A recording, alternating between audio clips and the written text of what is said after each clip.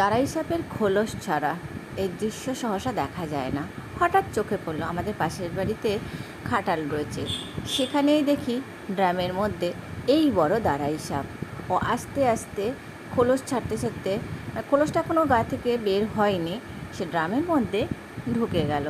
তারপর সেখান থেকে বেরিয়ে বেশ ভেতরে গেল। ও নিজের মনে থাকে, সহসা কাউকে কিছু করে না, প্রায় দেখা যায়।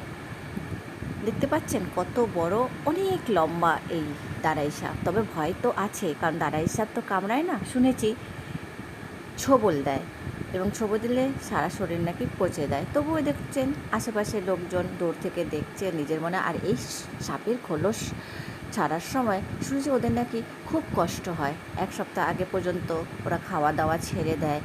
আর এই কষ্টের খোলস ছাড়া দৃশ্যটা সত্যি আমরা যে দেখতে পারবো তা আমরা ভাবিনি।